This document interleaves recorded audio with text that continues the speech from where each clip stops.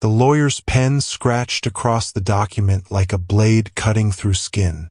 Coretta Robinson stood frozen in the mahogany-paneled office, her father's funeral dress still wrinkled from crying into the fabric 3 hours earlier. The scent of lilies clung to her clothes, the same flowers that had blanketed his casket that morning. She was 19 years old, and the only parent she'd ever truly known was now 6 feet underground. Hey beautiful souls, welcome back to the channel. Before we dive into Coretta's story, I want to say hello to every single one of you watching right now. Where are you watching from? Drop your city and country in the comments below. I love seeing our global family connect. And if you haven't already, please hit that subscribe button because trust me, you're going to want to follow this journey all the way through. This story is about betrayal, hidden truths, and justice so poetic it'll give you chills. Now, let's get back to that office. Sign here, Mrs. Robinson. The attorney slid the papers across his desk toward Diane Bradley, Coretta's stepmother, whose perfectly manicured nails gleamed blood red under the recessed lighting. Diane didn't look at Coretta. She hadn't looked at her once since they'd left the cemetery. This finalizes the estate transfer?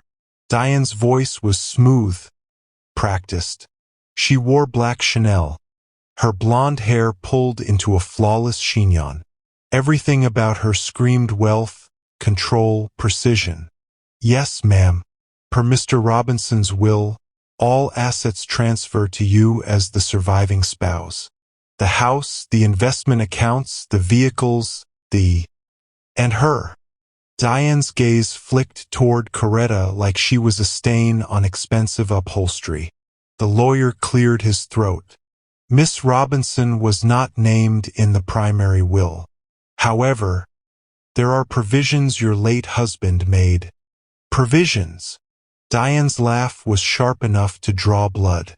Martin was sentimental, especially about her. The word dripped with disdain. Coretta's hands trembled. Dad wouldn't have. Your father? Diane interrupted, finally turning those ice-blue eyes on her stepdaughter. Married me 7 years ago. He was my husband, and he made his choices very clear. Mrs. Bradley, if I may. The lawyer tried again. I want her out of my house by tonight. The words hit like a physical blow. What? Coretta's voice cracked. You heard me. Diane signed the final document with a flourish, then stood, smoothing invisible wrinkles from her dress. The house is mine. The cars are mine. Everything Martin built is mine. You don't deserve a single cent, and frankly, I'm tired of pretending otherwise. That's my home. It's my mansion now, sweetheart. Diane's smile was poison wrapped in silk. Your father built it, yes, but he left it to me, not to you, not to the daughter who reminded him every single day of the woman who abandoned him. The room tilted. Coretta gripped the edge of the lawyer's desk. Mrs. Bradley, this is highly irregular. The attorney protested. The young lady just lost her father. Surely a few days. Tonight, Diane collected her Birkin bag. I've already had the locks changed. Security has instructions not to let her past the gate. She paused at the door, glancing back at Coretta with something that might have been satisfaction. Oh, and Coretta? Don't bother contesting this. Martin's will is airtight. I made sure of it. The door clicked shut behind her, leaving behind the scent of expensive perfume and cruelty. Coretta couldn't breathe, couldn't think. Her father had been buried 4 hours ago, and she was already homeless, disinherited, erased. Miss Robinson. The lawyer's voice seemed to come from underwater. I'm so sorry. Your stepmother is within her legal rights, but it's fine. The words came out automatic, hollow. I'll go. Wait. He rifled through a drawer, pulling out a sealed manila envelope. Your father did leave this for you. He was very specific that you receive it after his passing, but he hesitated. Given the circumstances, perhaps, it's best you have it now. Coretta stared at the envelope like it might bite her.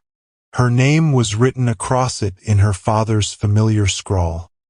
For Coretta. Open only when you're ready to know the truth. What truth? She whispered. The lawyer shook his head. He never told me. Only that it was yours when the time came.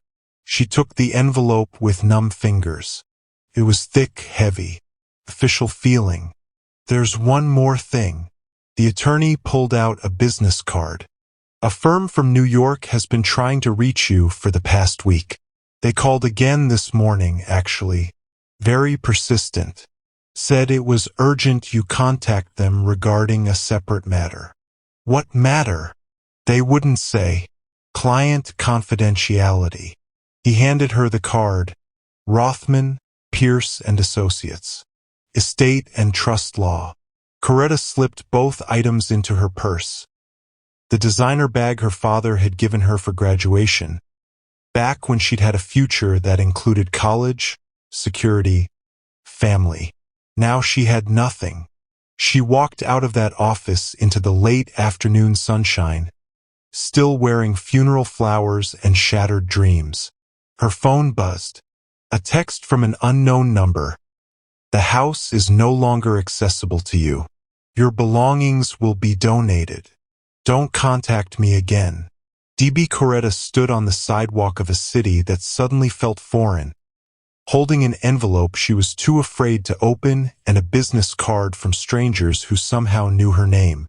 Behind her, through the lawyer's office window, she could see him on the phone, shaking his head, clearly disturbed by what had just transpired. Ahead of her, nothing. No home, no family, no inheritance, just questions. What truth had her father wanted her to know? Why was a New York law firm hunting her down?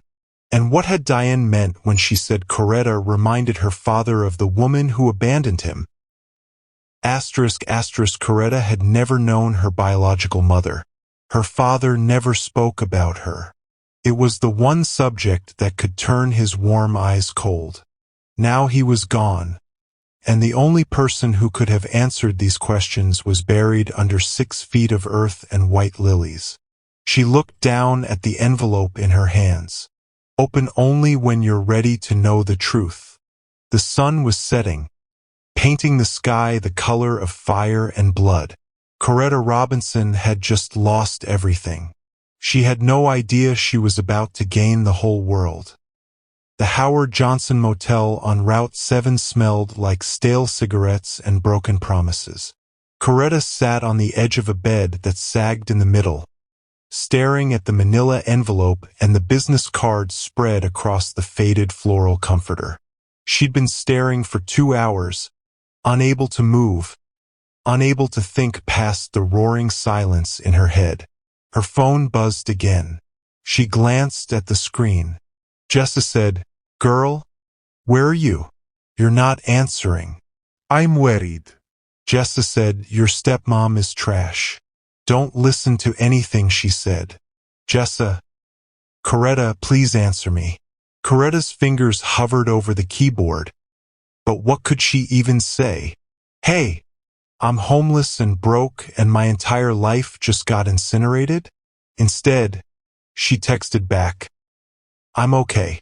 Just need some time." The reply was instant. Location.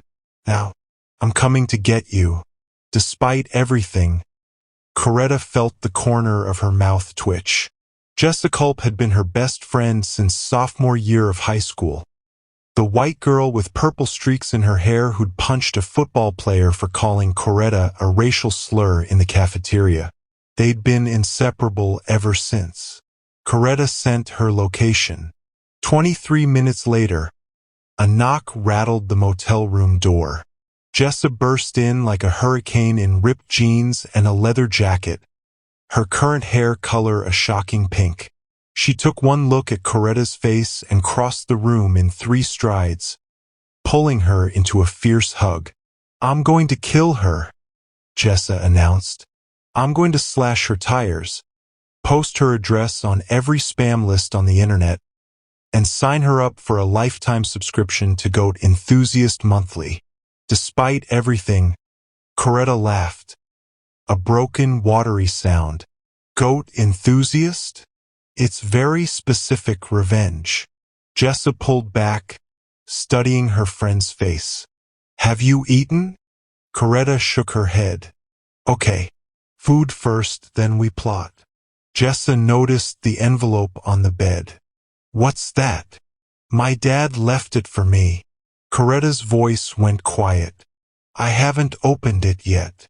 "Why not?" "Because..." Coretta swallowed hard. "Because once I open it, that's it. That's the last thing he'll ever give me. And I'm not ready for him to be completely gone." Jessa sat down beside her, their shoulders touching. "Want to tell me about him?" And suddenly Coretta did. Martin Robinson had been a self-made man, the kind of father who showed up to every school play, every track meet, every parent-teacher conference with his briefcase still in hand because he'd come straight from work. He'd built his security consulting firm from nothing, turning it into a multimillion-dollar operation that protected some of the wealthiest families on the East Coast. He was brilliant, protective, and haunted by something Coretta had never fully understood. "He used to have nightmares," Coretta said softly, staring at her hands. "I'd hear him sometimes, late at night, walking the halls. I asked him once what he dreamed about and he just shut down. Said some things were better left buried." "Did he ever talk about your mom?" Coretta shook her head. "Never. All I know is that she left when I was 2. He kept exactly 1 photo of her, locked in his study in a drawer I wasn't supposed to know about." She smiled sadly.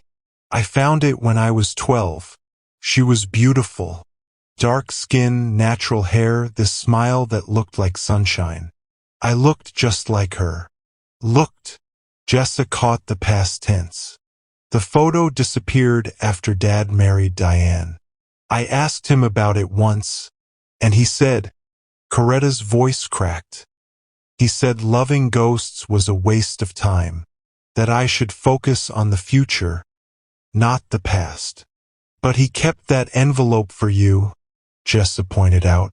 "Kept it secret from the wicked stepmother. That means something."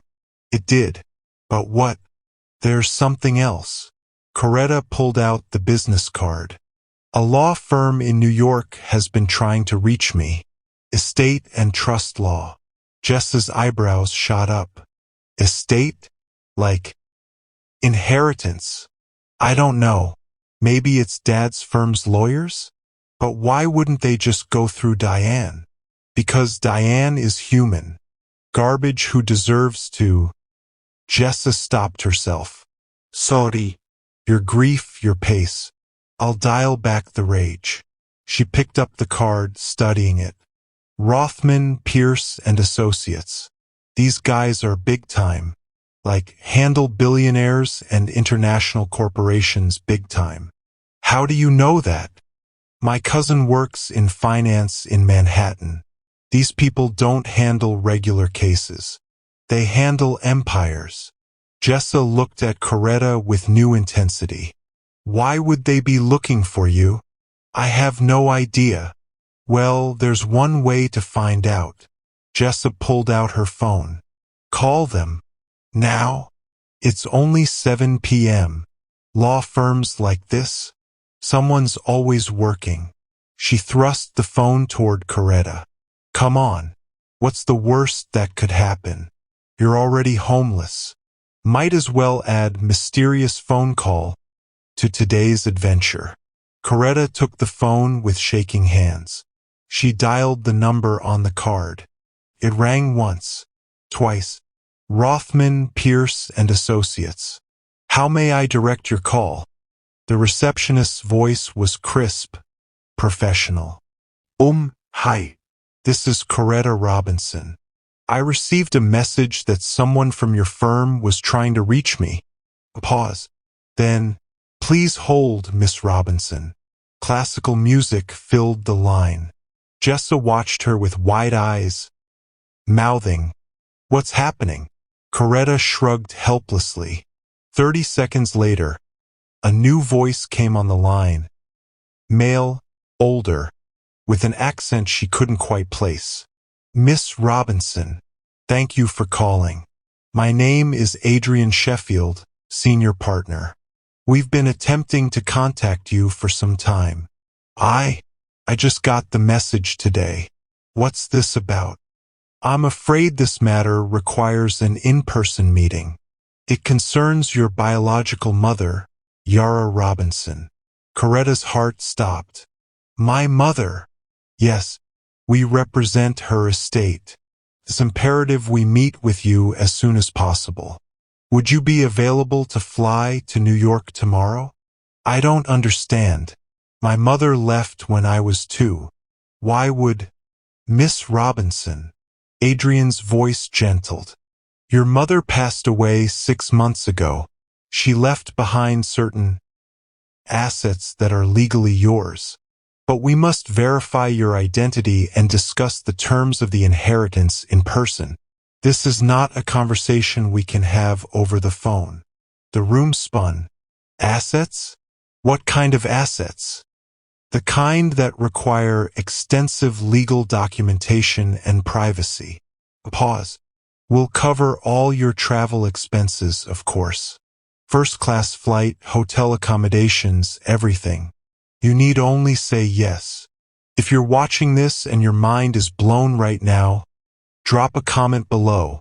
Let me know what you think is in that envelope and what Coretta's mother left behind. And if you're loving this story, hit that subscribe button. This is just the beginning." Coretta looked at Jessa, who was practically vibrating with curiosity. "I'll come," Coretta heard herself say. "Tomorrow." "Excellent. I'll have my assistant email you the details within the hour." "And Miss Robinson," Adrian's voice dropped, "I knew your mother. She was an extraordinary woman. I think you'll be very proud of her legacy." The line went dead. Coretta lowered the phone, her hands numb. "What just happened?" Jessa demanded. "My mother died 6 months ago." The words felt surreal. "She left me something. They won't say what.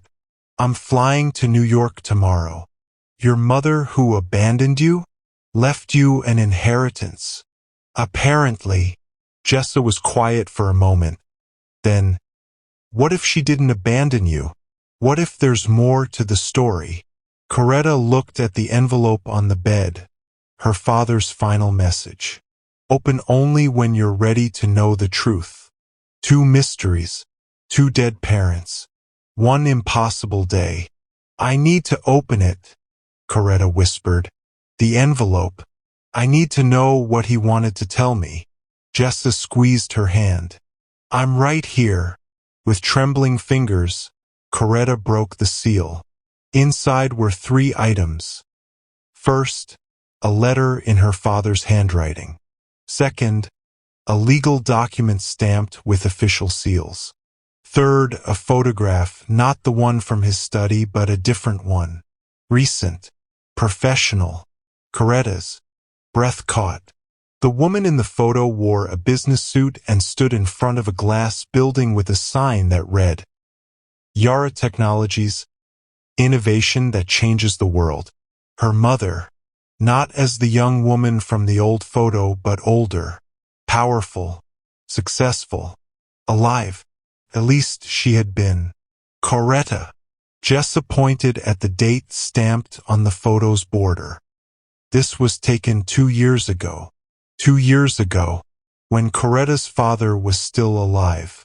When he could have told her, could have reunited them, but he hadn't. Why?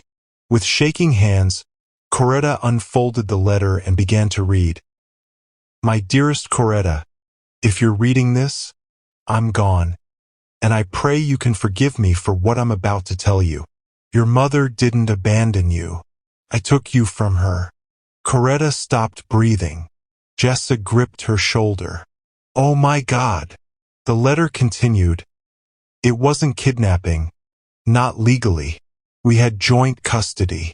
But Yara was building something revolutionary. Something that required her to travel constantly. To take risks I couldn't accept. We fought. I demanded she choose between her work and her family. She chose both. But I couldn't see it that way. So I took you. Moved across the country. Changed our phone number. I used my connections to make sure she couldn't find us easily. And when she did track us down, I threatened legal action. Painted her as an absent mother. Made her believe you were better off without her. I told myself I was protecting you, but I was punishing her. And in doing so, I punished you too. Your mother never stopped looking for you, never stopped trying.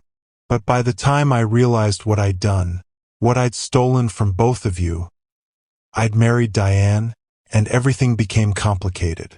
Yara died 3 months ago. Cancer. She called me from the hospital. She forgave me, Coretta.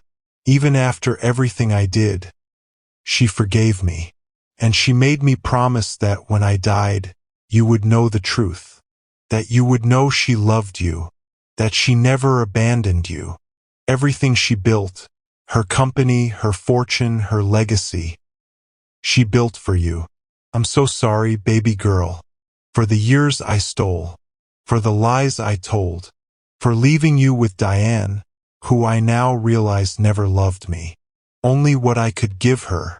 The lawyers in New York will explain everything. Your mother made sure you'd be taken care of. Made sure you'd know her story. Be strong. Be brave. Be the woman both your parents should have been. All my love, Dad. The letter slipped from Coretta's fingers. Her father, the man she'd worshipped, trusted, grieved, had lied to her. For 17 years. Her mother hadn't abandoned her. She'd been stolen from her. And now both parents were dead. And she was alone with the weight of a truth that changed everything. Coretta? Jessa's voice seemed to come from far away. But Coretta was staring at the legal document, the third item in the envelope. It was a DNA verification form, signed by her father and notarized. Proof of her identity. Proof she was Yara Robinson's daughter. The daughter of a woman who'd built a technology empire. A woman who, according to the photo, had been very, very wealthy. Tomorrow, Coretta would fly to New York. Tomorrow, she would learn exactly what her mother had left behind. Tonight, she sat in a cheap motel room and mourned 2 parents. One who died weeks ago, and one who died 6 months ago without ever getting to hold her daughter again. Outside, the neon sign flickered. Vacancy. Inside, Coretta Robinson's old life ended. Her new one was waiting in New York. She just had no idea how big it was. The first-class seat felt wrong. Coretta sat rigid in the leather chair, watching flight attendants glide past with champagne and warm towels, serving people who belonged in this world. People who didn't sleep in motels that charged by the hour. People who hadn't been kicked out of their homes the same day they buried their fathers. Jessa had stayed behind. Someone had to work. Bills didn't pause for trauma, but she'd made Coretta promise to call every hour. And take pictures of everything, she demanded at the airport. Rich people do weird stuff. I need evidence. Now, 30,000 feet above the ground, Coretta opened her father's letter again. She'd read it 17 times since last night, and the words still felt like razor blades. I took you from her. How many birthday cakes had her mother bought for a daughter who wasn't there? How many Christmases had she spent alone, wondering if Coretta was happy, healthy, loved? She had been loved. That was the cruelest part. Martin Robinson had been a good father, attentive, present, supportive. But he'd built that life on a foundation of lies and stolen time. First time in New York? The flight attendant smiled down at her, kind eyes crinkling at the corners. Yes, Coretta managed. Business or pleasure? Neither. Both. Something that would change everything. Family business, she said finally. The woman nodded knowingly and moved on. 3 hours later, Coretta stood in the marble lobby of the Park Tower Hotel, clutching her single duffel bag while everyone else around her traveled with designer luggage and purpose. The email from Rothman, Pierce and Associates had included a reservation confirmation. Presidential suite, 3 nights, all expenses paid. Miss Robinson? A man in an impeccable suit approached. Mid-30s, black, with close-cropped hair and an easy confidence that came from living in spaces like this. I'm Julian Lonnit. Mr. Sheffield sent me to escort you to the firm. Whenever you're ready, of course. Coretta blinked. Now? I just landed. Mr. Sheffield thought you might want answers sooner rather than later. Julian's smile was warm, genuine. But if you need time to settle in, I'm happy to wait. Or we can reschedule for tomorrow. She thought about sitting in that hotel suite, alone with her questions and her grief and the ghost of a mother she'd never known. Now, she decided. Let's go now. Rothman, Pierce and Associates occupied the top 3 floors of a building in Midtown that seemed to touch the clouds. The elevator was glass, offering a view of Manhattan spreading out below like a glittering promise.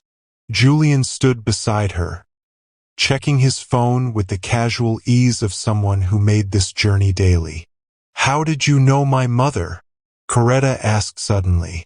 He looked up, something shifting in his expression. I didn't, actually. I wish I had. But everyone at the firm knew of her.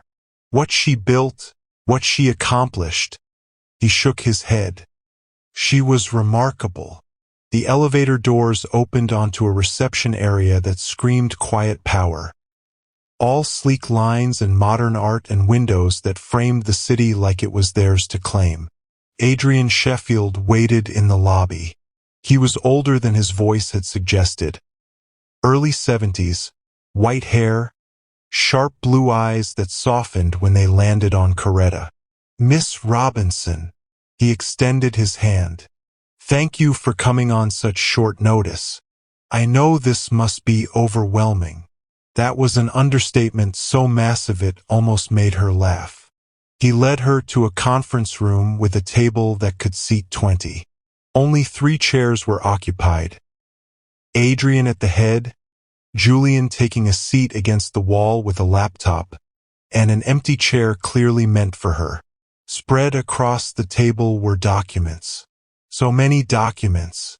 Before we begin, Adrian said as Coretta sat, I want you to know that your mother was my client for over 20 years. She was also my friend. What I'm about to tell you was her final wish, that you know everything. Her life, her work, her choices. Coretta's hands trembled in her. Lop. Okay. Adrian slid a folder across the table. Your mother, Yara Robinson, founded Yara Technologies 23 years ago. She developed encryption software that revolutionized data security. Every major bank, hospital, and government agency in the Western world licenses her technology. Coretta opened the folder. Inside was a photograph of her mother, not the young woman from her father's hidden picture, but a woman in her prime, commanding a boardroom full of suits, all of them looking at her like she held the keys to the kingdom. Because she had. When your father took you, Adrian continued, his voice careful, Yara was devastated. She hired investigators, lawyers, anyone who could help. But your father was very good at what he did. Security was his expertise. He knew how to disappear. He said she forgave him. Coretta's voice cracked. She did. At the end, Adrian's expression softened. Your mother was diagnosed with stage 4 pancreatic cancer 14 months ago.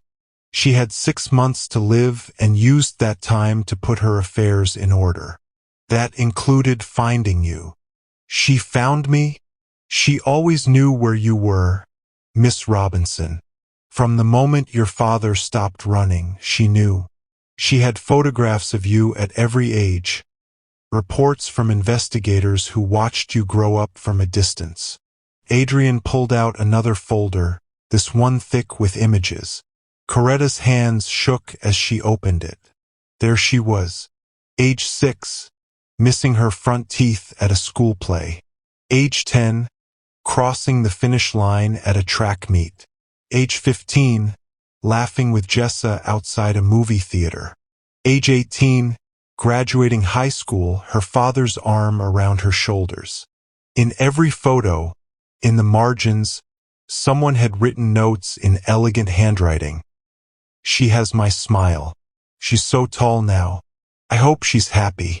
Please let her be happy. Tears blurred Coretta's vision. Why didn't she contact me? The question came out broken. She tried. 3 times. But each time, your father convinced her she'd only disrupt your life. 'Cause you pain. He promised that after you turned 18, he'd tell you the truth. He promised you'd have a choice. Adrian's jaw tightened. Then he got sick. And Yara got sick. And time ran out for both of them. Coretta couldn't breathe. Couldn't think past the roaring in her ears. Miss Robinson, Adrian said gently. Your mother left you everything. Her company, her investments, her properties, her intellectual property rights. As of this morning, once we verified your identity, you became the sole heir to an estate valued at approximately $1.2 billion. The room tilted. Julian appeared at her elbow with a glass of water. She took it automatically, hands shaking so badly liquid sloshed over the rim. I'm sorry, Adrian said. I know this is billion. Coretta's voice didn't sound like her own. Did you say billion? Yes, with a B. Adrian slid another document across the table. You're one of the wealthiest young women in America, Miss Robinson. And your stepmother has no idea. Diane, who'd kicked her out with nothing. Who'd sneered about her not deserving a cent. Who'd taken everything Martin Robinson had built and claimed it as her own. Diane, who was about to discover she'd thrown away the one person who could have saved her from what was coming. Because the universe, Coretta was learning, had a vicious sense of irony. What do I do? She whispered. Adrian Sheffield smiled. Not unkindly, but with the satisfaction of a man who'd been waiting to deliver this particular message. Whatever you want, Miss Robinson. You do whatever you want. Coretta spent that night in the presidential suite, unable to sleep, staring at documents that proved she owned things she couldn't even pronounce. Trust funds, patent portfolios, real estate holdings in 7 countries, stock in companies whose logos she recognized from billboards and commercials. At 3 a.m., she called Jessa. This better be good, her friend mumbled.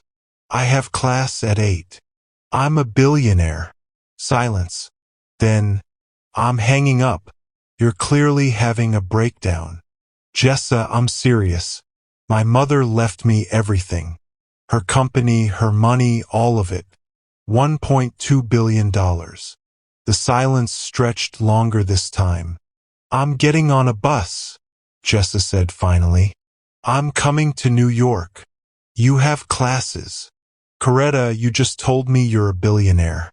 I'm pretty sure I can miss introduction to sociology. Pause. Are you okay? Like, actually okay? Coretta looked around the suite, at the floor-to-ceiling windows framing a city that never slept, at the luxury she'd only ever seen in movies, at the documents that said she owned more than Diane could ever dream of having. I don't know, she admitted. I don't know what I am. The next morning, Julian picked her up at 9. He drove a black Mercedes that probably cost more than her father's house, navigating Manhattan traffic with the same easy confidence he brought to everything. We're going to Yara Technologies headquarters, he explained. Mr. Sheffield thought you should see what your mother built. Meet some of the people who worked with her. Coretta's stomach twisted. Do they know? About me? The executive team knows Yara had a daughter. They don't know you're here. Yet. He glanced at her. You don't have to do anything you're not ready for. This is just information gathering. No pressure. But everything felt like pressure. Every breath, every decision, every moment of this impossible new reality. Yara Technologies occupied a gleaming building in the financial district, all glass and steel and the kind of architecture that announced power without saying a word. Julian led her through a private entrance, avoiding the main lobby, taking an elevator that required a keycard to operate. Your mother's office has been kept exactly as she left it, he said as they rose. Per her instructions, nothing was to be touched until you saw it. The doors opened onto the executive floor, and that's when Coretta saw him.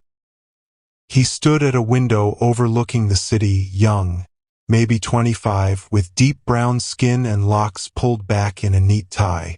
He wore a crisp white shirt with the sleeves rolled up, and when he turned at the sound of the elevator, his eyes went wide. Julian, he said, surprised. I didn't know you were coming in today. Ethan. Julian's tone was carefully neutral. This is Coretta Robinson, Yara's daughter. Ethan Hunt's expression transformed.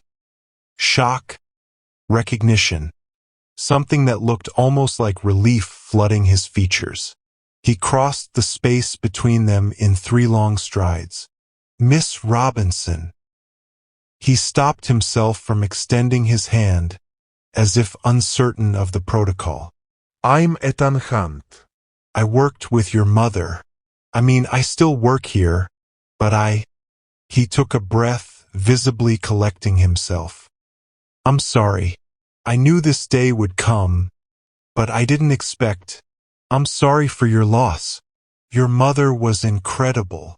There was something raw in his voice, something genuine that cut through all the corporate polish. You knew her? Coretta asked. I was her protege. Started as an intern when I was 19, right out of MIT. She saw something in me, I guess, mentored me through my master's degree, brought me onto the executive team last year. His eyes softened. She talked about you.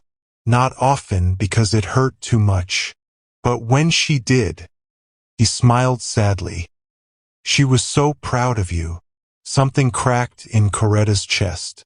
Julian cleared his throat. I'll give you 2 a moment. Ethan can show you Yara's office.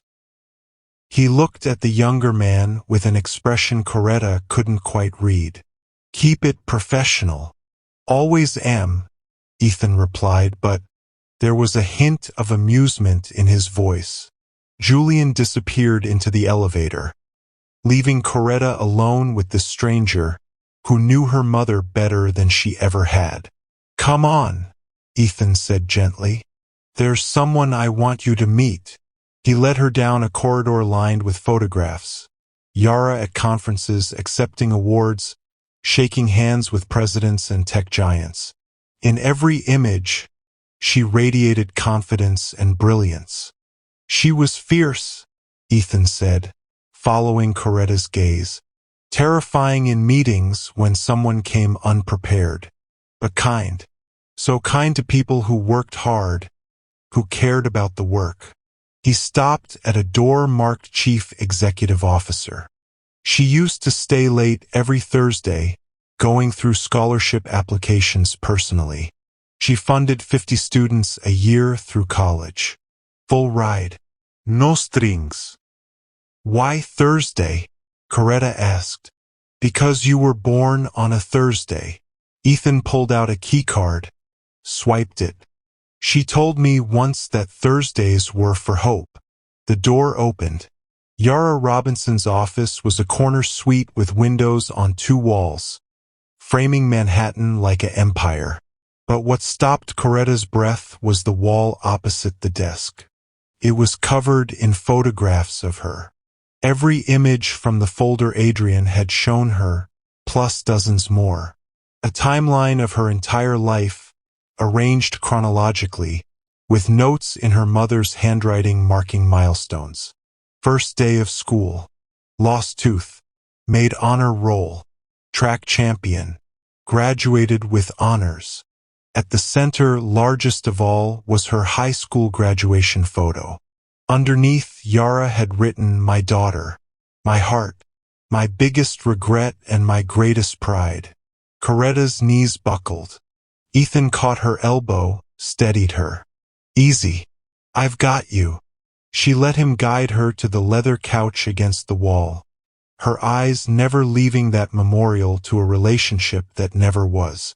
"She loved you," Ethan said quietly, sitting beside her but maintaining a respectful distance. "Every day, every single day, she loved you." Then why didn't she fight harder? The question burst out raw, angry. "Why didn't she just take me back?" "Because your father convinced her you were happy, that you had stability, safety, a good life." Ethan's voice was gentle but firm. "And because she knew what it was like to be a pawn in adult wars. Her parents fought over her in a bitter divorce when she was young. She told me once that she'd rather die than put you through that. So she just gave up?" "She never gave up." Ethan leaned forward, his intensity matching hers. "She built this empire for you. Every patent, every deal, every success, it was all for you. So that when you finally knew the truth, you'd have everything you needed. Independence, power, choice." He gestured at the office, the city beyond. "Your mother didn't leave you money, Coretta. She left you freedom." The words hit like a physical force. Freedom. From Diane. From poverty. From ever being powerless again. "The company is in trouble," Ethan said after a moment, his expression shifting to something more guarded. "I wasn't supposed to tell you yet. Mr. Sheffield wanted to break it to you gently. But you deserve the truth." Coretta's attention snapped to him. "What kind of trouble?" "We've been operating on autopilot since your mother died. The board appointed an interim CEO, Richard Stryker, and he's been making decisions that—" Ethan chose his words carefully.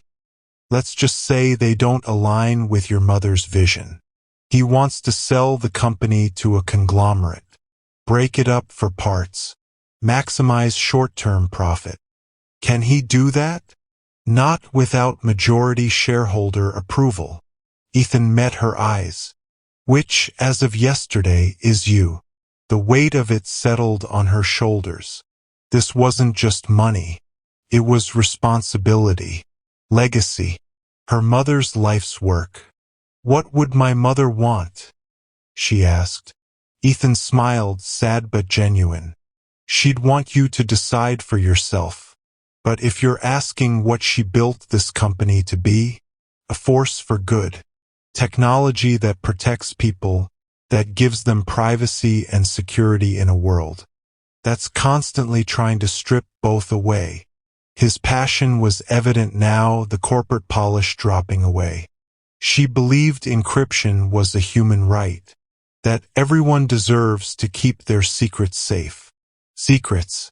Like the one her father kept. Like the life Diane was living. Not knowing the girl she'd discarded held all the power. When does this Richard guy want to sell? Coretta asked. The board votes in 2 weeks. If it passes, Yara Technologies becomes history. 2 weeks. 14 days to decide the fate of a billion-dollar company and honor the mother she never knew. I need to learn everything, Coretta said suddenly. About the company, the technology, the people. All of it. Ethan's eyebrows rose. You want to fight the sale? I don't know yet, but I'm not letting someone else make this decision for me. She stood, steadier now, anger and purpose crystallizing into something solid. My whole life, other people have made choices about my future. My father, Diane. Now some board of directors who think they can sell my mother's legacy like it's just another asset. She turned to face him fully. Not anymore. The smile that spread across Ethan's face was bright enough to light the whole room. Your mother would have loved this version of you. Will you help me? Coretta asked. Help me understand what she built? Miss Robinson, Ethan said, standing. It would be my honor. For the first time since her father's funeral, Coretta felt something other than grief and confusion. She felt powerful. And in that office, looking at the wall of photographs that proved she'd been loved from afar her entire life, she made a decision. Diane thought she'd won. Thought she'd claimed everything worth having. She had no idea the girl she'd thrown away was about to claim an empire. Over the next 5 days, Coretta lived in 2 worlds. In one, she was a grieving 19-year-old sleeping in a hotel suite that cost more per night than most people made in a month. Learning that champagne gave her headaches and room service felt obscene when she remembered the motel on Route 7. In the other, she was the secret heir to a technology empire, spending 12-hour days at Yara Technologies with Ethan as her guide, absorbing everything she could about encryption algorithms, patent law, corporate structure, and the dozens of moving parts that kept her mother's vision alive. Ethan was patient, more than patient. He explained complex concepts in ways that made sense, never condescending, always respectful of her intelligence even when she had no background in technology. They worked through lunches, stayed late into the evenings, and somewhere between learning about data security protocols and reviewing financial statements, Coretta realized she looked forward to seeing him each morning. He made her laugh. That was the surprising part. In the middle of drowning in grief and information overload, Ethan would make some dry observation about board politics or tell a story about her mother's legendary poker face in negotiations, and Coretta would find herself laughing despite everything.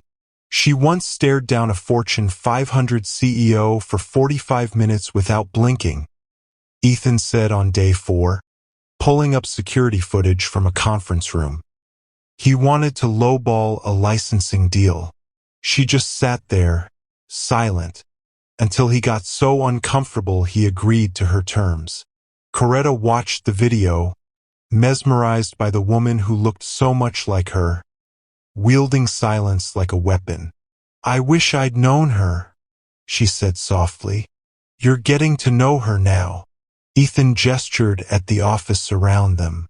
Everything here is a piece of who she was, what she valued, what she fought for. On day 6, Jessa arrived in New York, taking a Greyhound because she refused to let Coretta pay for a flight. She showed up at the hotel suite with her duffel bag and wide eyes, spinning in a slow circle to take in the marble floors and crystal chandeliers. This is obscene, she declared. I love it. Show me everything. Coretta showed her the documents, the photographs, the impossible reality of her new life. Jessa listened, asked sharp questions, and then said what Coretta needed to hear. Your mom sounds like a badass. And that Ethan guy? You've mentioned him 14 times in the last hour. I have not. You absolutely have. Ethan says this. Ethan thinks that. Ethan showed me how encryption keys work. Jessa grinned. Should I be jealous? Is he replacing me as your favorite person? Nobody could replace you, Coretta said honestly. Good answer. Jessa flopped onto the designer couch. So what's the plan? Are you going to stop this sale? I don't know. I'm still trying to understand what stopping it would even mean. I'd have to be involved with the company, make decisions, be responsible for thousands of employees and technology one barely understand. Or you could take the money and run. Let them sell, cash out your shares, live on a beach somewhere drinking fancy drinks with umbrellas in them. Coretta had thought about that. It would be easier, simpler. It would also be abandoning everything her mother built. I need more time, she said. But time was running out. On day 7, Adrian Sheffield called an emergency meeting. Coretta arrived at the Rothman, Pierce and Associates office to find the conference room full. Adrian sat at the head of the table, grim-faced. Julian was there, laptop open, looking uncharacteristically tense. And Ethan, who'd texted her an hour ago with a message that made her stomach drop. We have a problem. Miss Robinson, Adrian began without preamble. We've discovered something disturbing about the interim CEO, Richard Stryker. He slid a folder across the table. Coretta opened it to find financial records, email printouts, and photographs of Richard Stryker shaking hands with someone she recognized. Immediately, her stepmother. What is this? Coretta's voice came out steady despite the shock ricocheting through her. Richard Stryker and Diane Bradley have known each other for 3 years, Julian said, pulling up documents on the screen behind him. They met through business connections. Your stepmother has been consulting for the conglomerate that wants to buy Yara Technologies. The room tilted. That's not all, Adrian continued. We've been investigating the circumstances of your father's death. His illness was sudden, aggressive, pancreatic cancer like your mother, but the timing seemed suspicious. What are you saying? Coretta's hands gripped the edge of the table. I'm saying your father's medical records show irregularities, symptoms that appeared rapidly, declined that didn't match typical cancer progression. And Diane had taken out a substantial life insurance policy on him 6 months before his diagnosis. Ethan leaned forward. Are you suggesting she killed him? I'm suggesting there are questions that need answers, Adrian said carefully. Questions that require investigation. But there's more. He pulled out another document. 3 months before your mother died, someone hacked into Yara Technologies' network. They were looking for information about her will, her heir, anything that might indicate where her fortune would go. The hack was traced back to a laptop registered to Diane Bradley, Julian added. Coretta couldn't breathe. The pieces were falling into place, forming a picture so ugly she wanted to look away. She knew, Coretta whispered. Diane knew about my mother, about the inheritance. We believe so, Adrian confirmed. We think she married your father specifically to position herself near you, to control what she thought would be your access to Yara's fortune. But she cut me out of the will. Coretta's mind was racing. She threw me away. Because she didn't need you anymore, Ethan said, his voice tight with anger. She got Richard appointed as interim CEO. If the sale goes through, he gets a massive payout. $20 million in performance bonuses. Want to guess where that money is contractually obligated to go? He pulled up another document. A shell corporation, owned by Diane Bradley. This was a con, Coretta said, the truth settling over her like ice water. The whole thing, the marriage, the will, everything. She was positioning herself to profit from my mother's company while cutting me out completely. She assumed you'd be too grief-stricken and powerless to fight back, Adrian said. She didn't count on you discovering your inheritance this quickly, or at all. The rage that flooded through Coretta was so intense she shook with it. Diane hadn't just stolen her home and her father's legacy. She'd potentially murdered him, had hacked into her mother's company, was trying to destroy the empire Yara built while profiting from its corpse. And she'd looked Coretta in the eye and told her she deserved nothing. "We need proof," Coretta said, her voice sharp as broken glass. "Real proof. Can we get it?" "The FBI is already investigating the life insurance angle," Adrian said. "As for the hack and Richard's involvement, we have digital forensics experts working on building an airtight case. But it takes time." "How much time?" "More than the 8 days we have until the board vote." Silence fell over the room. "So what do we do?" Jessa asked from the doorway. No one had noticed her slip in, but there she was, arms crossed, purple hair now streaked with blue, looking ready for war. Ethan met Coretta's eyes across the table. "We fight. You exercise your rights as majority shareholder. You show up to that board meeting and vote no." "They'll challenge me," Coretta said. I'm 19. "No business experience. They'll say I'm not qualified to make decisions about $1 billion company." "They can say whatever they want," Ethan replied, intensity burning in his expression. "But the votes are the votes. Your shares are your shares. And more than that." He stood, moving around the table to face her directly. "You're Yara Robinson's daughter. You have every right to protect what she built." Looking up at him, seeing the fierce belief in his eyes, Coretta felt something shift inside her. Something that went beyond anger and grief and the desire for justice. She felt capable. "There's a gala tomorrow night," Julian said.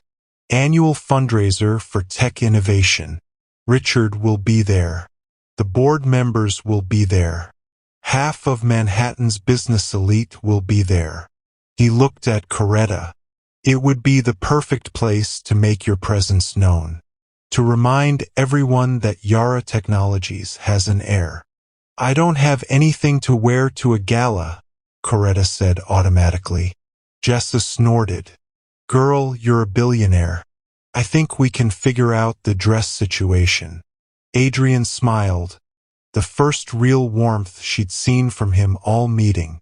"Miss Robinson, what do you say? Are you ready to step into your mother's world?" Coretta thought about Diane, smug and cruel, thinking she'd won. Thought about Richard Stryker, selling her mother's legacy for a paycheck. Thought about the wall of photographs in Yara's office. 17 years of love from a distance. A mother who'd built an empire so her daughter would never be powerless. She thought about her father's letter. "Be strong. Be brave. Be the woman both your parents should have been." "Yes," Coretta said, standing. "I'm ready." Ethan's smile could have lit the whole city. "Then let's show them who you are," he said softly, and something in the way he looked at her made Coretta's heart skip. This wasn't just about business anymore. This was personal. And Diane Bradley was about to discover she'd made the biggest mistake of her life. Because the girl she'd thrown away was coming for everything. The gala dress cost $40,000. Emerald silk that hugged every curve. Custom fitted in 6 hours by a designer who'd dressed 3 first ladies. Jessa had squealed. The stylist had wept. Coretta barely recognized herself in the mirror. But standing in the ballroom of the Plaza Hotel, surrounded by Manhattan's elite in their diamonds and designer labels. She felt like a fraud. Like everyone could see the motel girl underneath the expensive facade. "Breathe," Ethan murmured beside her. He wore a tuxedo like he'd been born in one, drawing appreciative looks from several women across the room. "You belong here." "I really don't. Your mother did. That makes you Miss Robinson." A voice cut through the conversation. Cold. Familiar. Impossible. Coretta turned.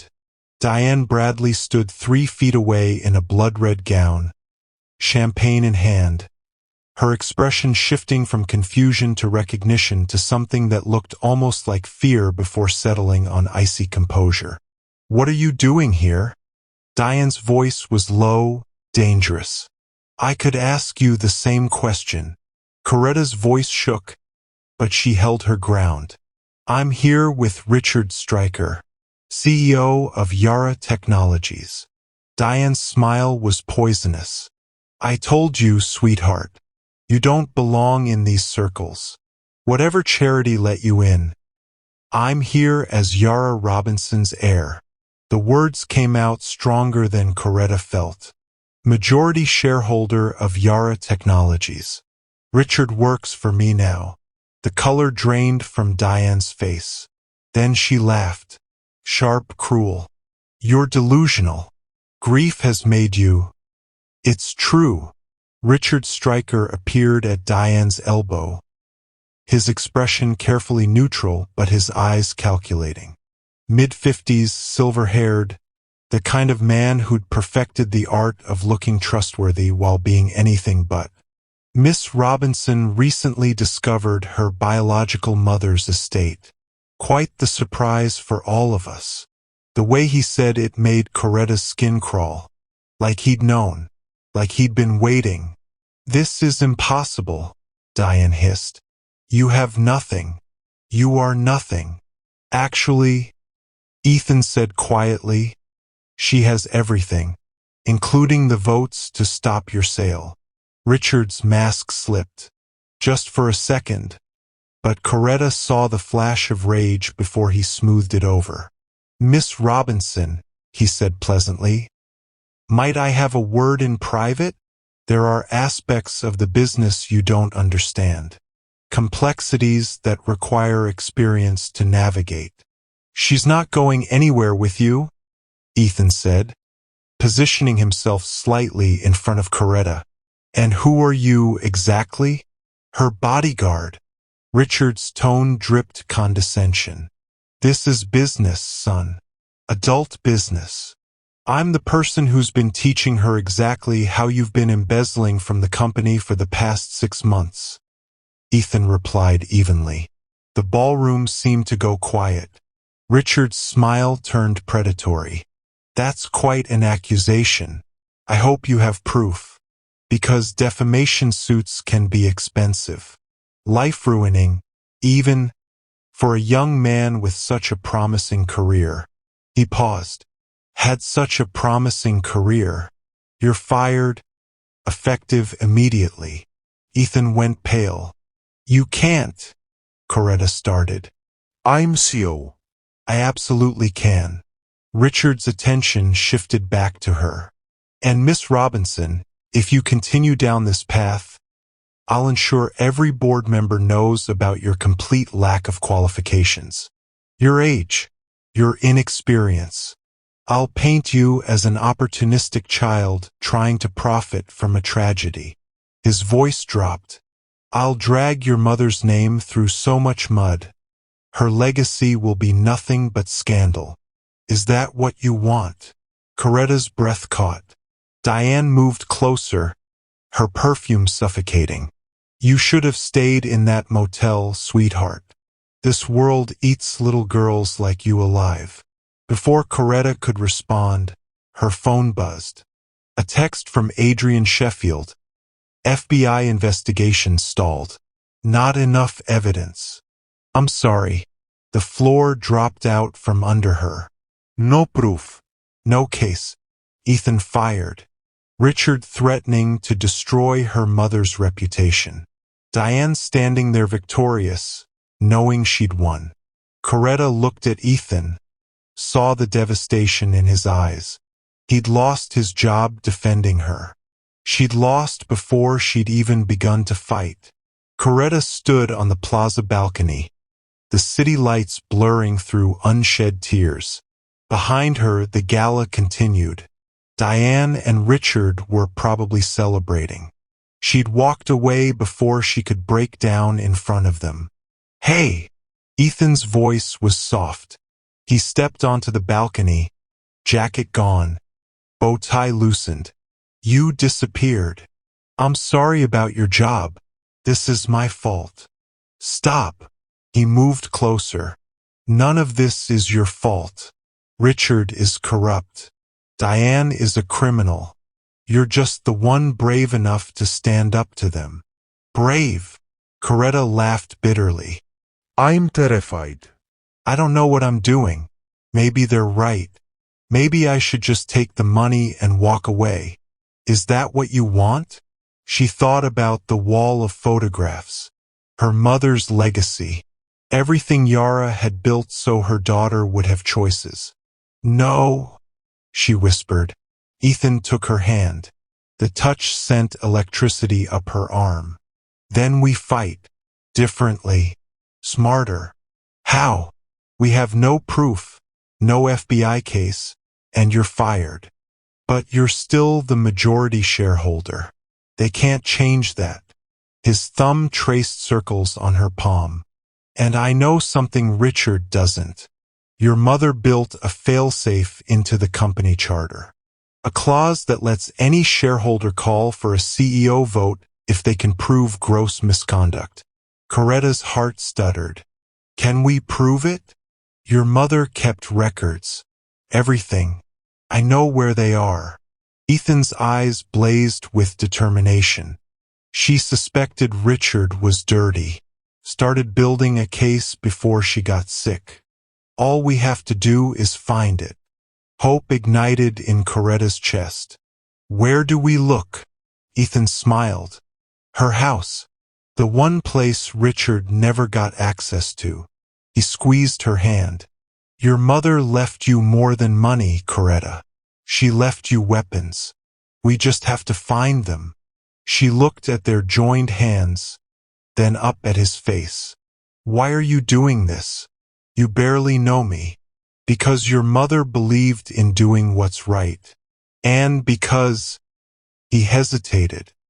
"Because I believe in you." The way he looked at her made everything else fall away. "Let's go," Coretta said. "Let's finish what my mother started." Yara Robinson's estate was in the Hamptons, a modernist masterpiece of glass and stone overlooking the Atlantic. It had sat empty since her death, maintained by a staff who kept it ready for an owner who would never return. Until now. Coretta stood in her mother's study at midnight, Ethan and Jessa flanking her, staring at rows of file cabinets and a safe built into the wall. "She would have left you the combination," Ethan said. "Something meaningful. Something only you would know." Coretta thought about the photographs, the dates, the notes. Then it hit her. My birthday. And hers. She tried the combination. The safe clicked open. Inside were 3 flash drives labeled in her mother's handwriting. Insurance. Julian arrived an hour later with a laptop and forensic software. What they found on those drives was devastating. Years of documentation. Richard Stryker embezzling funds through shell corporations. Emails between him and Diane dating back 4 years, planning how to take over Yara Technologies after her death. Bank transfers, forged documents, and something that made Coretta's blood run cold. Evidence that Diane had systematically poisoned Martin Robinson with arsenic over 6 months, disguising it as cancer symptoms. "This is everything," Julian breathed. "This is enough to put them both in prison for life." The emergency board meeting was called for the following morning. Adrian Sheffield had invoked every legal mechanism available, demanding answers about Richard's conduct before any sale could proceed. The boardroom filled with 12 members, Richard at the head looking confident, Diane sitting in the gallery wearing her victory smile. Neither of them knew what was coming. "Ladies and gentlemen," Adrian began, "we're here because serious allegations have been raised about CEO Richard Stryker's management of this company." "Baseless allegations from a teenager," Richard scoffed. "Miss Robinson is understandably emotional about her mother's death, but emotion doesn't qualify her to understand corporate." "I understand theft," Coretta interrupted, standing. Her voice didn't shake. "I understand embezzlement. I understand conspiracy to commit fraud and murder." Diane's smile faltered. "You're embarrassing yourself," Richard said. Coretta nodded to Julian, who connected a laptop to the boardroom screen. The evidence played out in brutal detail. Bank statements, emails, recorded phone calls Yara had secretly captured. Richard's face went white as his own words condemned him. Diane tried to leave, but 2 FBI agents entered the room, badges visible. "Richard Stryker, Diane Bradley, you're both under arrest," the lead agent announced. Chaos erupted. Richard lunged for the laptop, but Ethan was faster, putting himself between the CEO and the evidence. Security guards materialized, restraining Richard as he shouted threats and denials. Diane turned to Coretta, venom in her eyes. "You stupid girl. You think this changes anything? You're still nothing without me." "No," Coretta said quietly. "I was never nothing. You just needed me to believe I was." As the FBI led them away in handcuffs, the board sat in stunned silence. "I believe," Adrian said into the quiet, "we need to vote on new leadership. I nominate Coretta Robinson as the new CEO of Yara Technologies." "She's 19, one board member protested weakly. "She's also the reason this company still exists," another countered. "She saved us all from being complicit in fraud." "And she's Yara's daughter," Ethan added. "She has her mother's instincts, her integrity. Given time and the right team, she'll be exactly what this company needs." The vote was unanimous. Coretta Robinson, former motel resident, became a CEO before her 20th birthday. And when Ethan pulled her into a fierce hug outside the boardroom, whispering your mother would be so proud, she finally let herself cry. Tears of grief, relief, and something that felt remarkably like joy. 6 months later, Coretta stood in front of Yara Technologies headquarters, watching workers install a new sign, the Yara Robinson Memorial Innovation Center. The building would house the expanded scholarship program, now funding 200 students annually. Every Thursday, Coretta personally reviewed applications, carrying on her mother's tradition of turning hope into opportunity. Diane and Richard were both serving 20-year sentences. The trial had been brutal but necessary. Martin Robinson's body had been exhumed, confirming arsenic poisoning. Justice, though it couldn't bring him back, had been served. "You ready?" Ethan appeared beside her, 2 coffee cups in hand. He'd been appointed Chief Technology Officer, the youngest in company history. Over the past months, he'd become more than her mentor or colleague. He'd become everything. Almost. Coretta accepted the coffee, their fingers brushing. That spark hadn't faded. If anything, it had grown into something neither of them could ignore. Inside, the dedication ceremony filled the main hall. Employees, scholarship recipients, board members, and press gathered to honor Yara's legacy. Jessa sat front row, now enrolled at Columbia on a full scholarship Coretta had personally funded. Still with purple hair but adding business classes to her sociology major. Adrian Sheffield gave the opening remarks, praising both Yara's vision and Coretta's courage. When it was her turn to speak, Coretta approached the podium with hands that no longer trembled. "My mother and I never got to know each other," she began. "But through this company, through the people she helped and the technology she created, I've learned who she was. She believed everyone deserved protection, privacy, the freedom to keep their secrets safe and their data secure." Coretta paused, emotion thickening her voice. She also believed in second chances, in building something meaningful from pain, in turning loss into legacy. She looked at Ethan, who smiled encouragement. "I'm 19 years old. 6 months ago, I was homeless and grieving, convinced I had nothing. Today, I stand here not because of money or inheritance, but because 2 parents, flawed as they were, loved me enough to leave me the tools to build my own future." Her voice strengthened. "My father taught me resilience. My mother taught me power. Together, they taught me that family isn't just blood. It's the people who show up, who fight for you, who believe in you even when you don't believe in yourself." The applause was thunderous. Afterward, Ethan found her on the rooftop terrace where it all began. "You were incredible up there," he said softly. "I had a good teacher." She turned to face him. "Ethan, I need to tell you something." "I know." He stepped closer. "I feel it too. Have for months. But you're my boss now, and I didn't want to presume."